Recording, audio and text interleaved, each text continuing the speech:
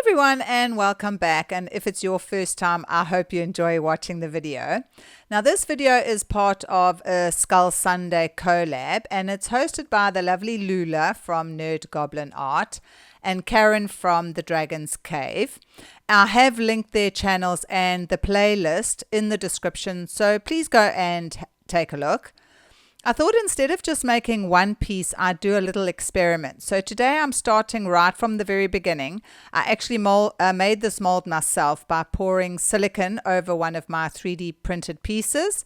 And never mind that a piece of cardboard fell on the top before I unmolded it.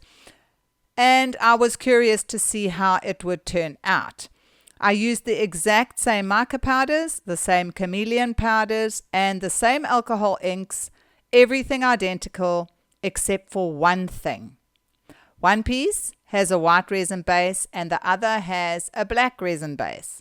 And the difference, honestly, I really was not expecting this. So I hope you enjoy watching. So I'm going to be using mica powder for the leaves.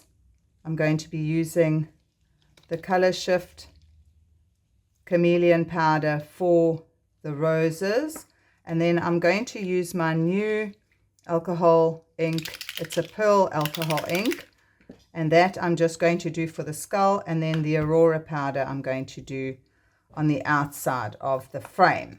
So I'm going to get busy with my coloring in. So my beginning I did live, but because I am doing two of the identical bases, I thought I would do my voiceover. So unfortunately, you are going to be seeing a duplicate of me coloring in, and that is why I have fast forwarded through both of my coloring ins, because I'm sure that you would definitely get bored with watching me doing all the mica powders and cleaning off with my alcohol inks and all that. So like I did explain in the beginning, instead of doing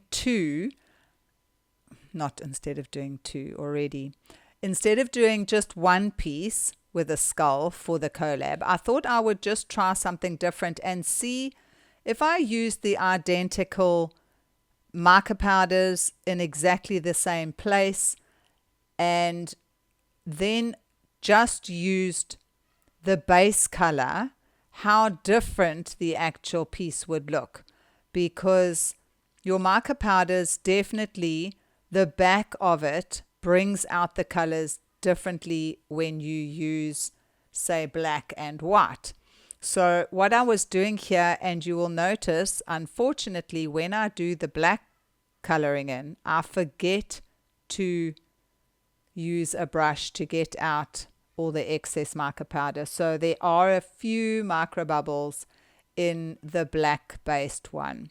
And here I forgot to do the green vines. So I quickly had to, luckily I realized it before I poured the white resin into the actual skull.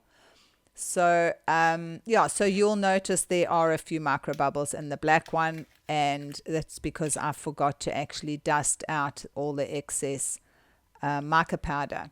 So here, these, like I said, are my new pearl alcohol inks. The one is a lilac and the other one is a green, and I just dropped it into the bottom of the mold, put a little bit of my white, and my white is just a white pigment, and I did put a little bit of shimmer in there, which I actually forgot to show. So there again, I'm not too sure why I didn't film putting that in, but I think it was when I realized I hadn't done the green vine that I actually did that off camera. So sorry that I didn't add that, but you will see when I do the black background that I add that little bit of shimmer. Not that it makes that much difference when you're using your pigments, but I did it anyway. So here again, I'm just dropping in some of the green and the lilac alcohol inks as I pour in my white resin. So you can see that the actual aurora on the outside looks quite purplish blue when it's in the mold. So I was quite interested to see, especially the aurora, what it was going to look like with the white around it, because it is quite light, and having a white background, I was quite interested to see what it was going to look like once I unmolded it. So I was again quite impressed with myself that I poured almost the exact amount and it fitted nicely. Now again, this is a hand cut mold, and you did see in the beginning that unfortunately a piece of cardboard fell from the shelf down onto my mold when it was curing when the actual silicone was curing.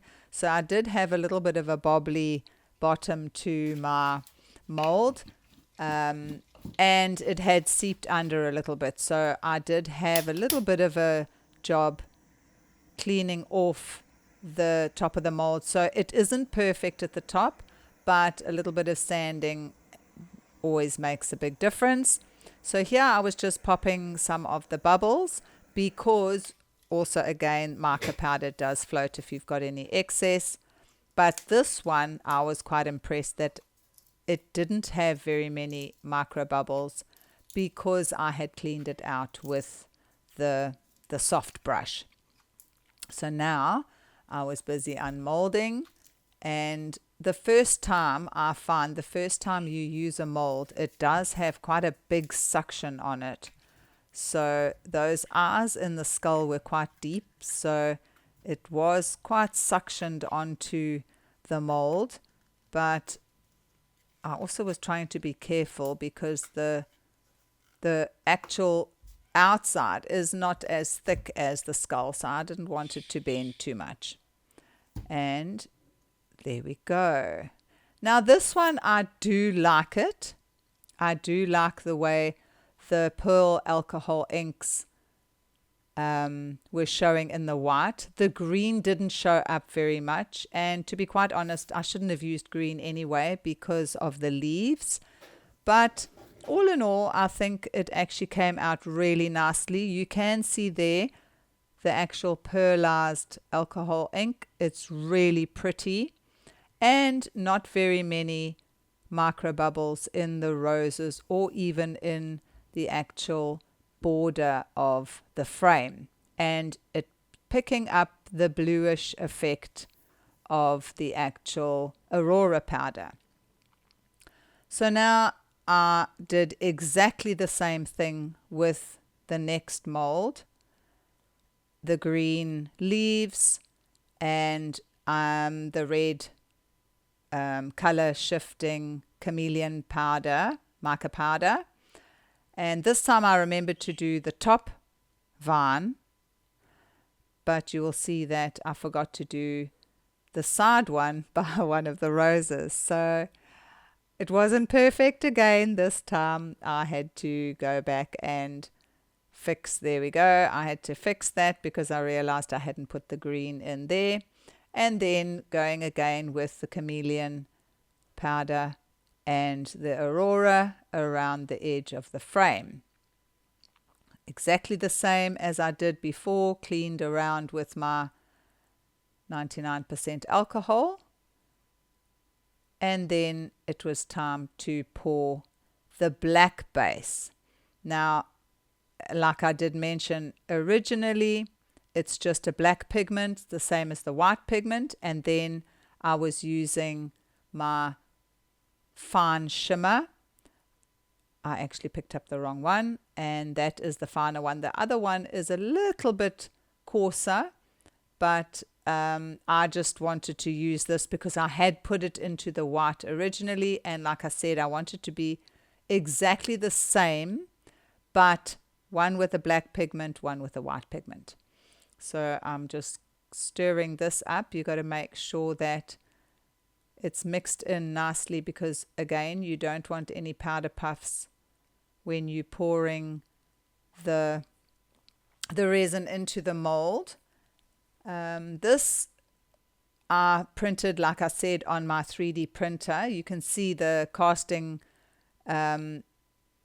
is at the top right hand corner, and all I did was I used some UV resin, the clear UV resin, and I painted it on.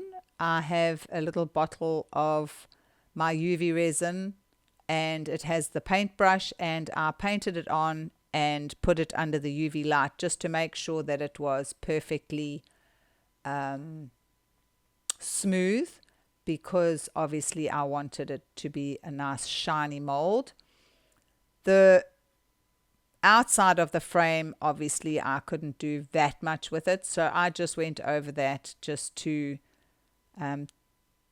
basically get rid of some of the printing lines, because you do get printing lines on when you are using your 3D printer, and I just prefer to go over it with the UV resin to make it nice and shiny. So there you can see I've mixed in the black pigment, and you can see there is a slight shimmer to the black. You couldn't see it as much with the white because it is and what did I forget? I nearly forgot to add my alcohol ink. That would have been a disaster. So just giving them a good shake. They do have ball bearings in them, so it does help to mix any of the sediment that is laying at the bottom of the little bottles. Yeah, so basically back to the 3D printed, I just like to make sure that it's nice and shiny, and which I think it is. You can actually see how shiny that skull is in the mold, and in the white base one, you can see how shiny that actual skull is. So here again, just adding my alcohol inks. Now, this one, I couldn't remember if I had done both at the same time, so I did both at the same time, because basically all it is it's just blending the alcohol inks in with the resin. So again, I just poured a little bit in, and then added some more of the pearlized alcohol inks. Those are really lovely alcohol inks. They are from a local shop, and on Fun Day Monday, I will actually be putting up a video of me walking through Snippets, which is our craft store that is about 15 minutes away from me. And it really is a lovely store, so be sure to check that out. I will be putting that up on Monday, and I will be making something, and I will have that running in the top left corner, and I'll chat a little bit about it. They have been going for a long time. They are a really lovely craft shop. They have a lot of stuff in them, so be sure to check that out.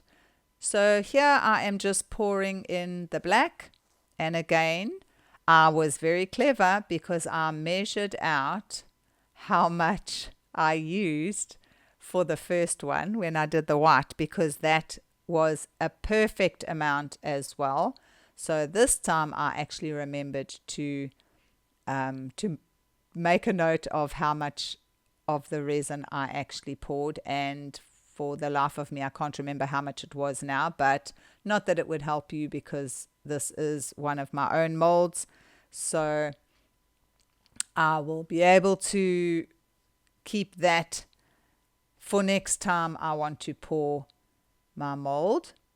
So here again, just scraping out the excess, and it literally fitted in perfectly again, so I was happy with that. And you can see the mica powder, the same as in the white one, that it does rise up a bit, and that's also from the alcohol ink as well. But this one, like I said, I forgot to dust it off, so I did have to babysit it a little bit with my lighter, because now and again I did get a little air bubble puff of powder puff from the mica powder. And again, just going over it with my lighter, which I did have to do a couple of times after I turned the camera off, because like I said, there were a couple of times where the mica powder did rise up. So here I left this again to cure overnight. And I was really excited to see how the black looked now compared to the white. And like I said originally, the second time you use the mold, the suction is not as much as when you first use it for some reason. And there we go. And I think that is absolutely stunning. That blue, especially on the actual frame, is gorgeous. But the alcohol inks did not show up very much, and I think you could understand that because it's a purple and a green. It's not going to make that much difference with black resin, but that blue aurora is absolutely stunning. Absolutely stunning. I love that color and how different it is to the white. You can see a few air bubbles, like I said, especially in the roses where I didn't dust out all the mica powder, which was my fault, unfortunately. But the rest of it, I think, is absolutely stunning. So let me know which one you think is your best or your favorite. I prefer the black. I think it stands out so much more. I did have to clean off the edges of both of them. I had to use my sander because, like I said, they were quite, there was a little bit of overpour and all that sort of thing. But what I did was I put them onto a red background to see first how they looked. And the black actually, the red reflects in the black, so it looks totally different. So then I thought, okay, let me put them onto a white background, and that makes such a difference when it's on a white background.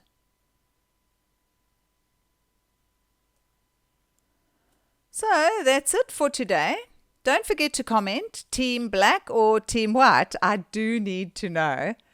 And if you enjoyed this, please give it a like and subscribe for more of some of my resin experiments and also for any of my other videos that I put up. So guys, again, while you watch our glamour shots, until next time, have a great one. Crafty girls, crafting one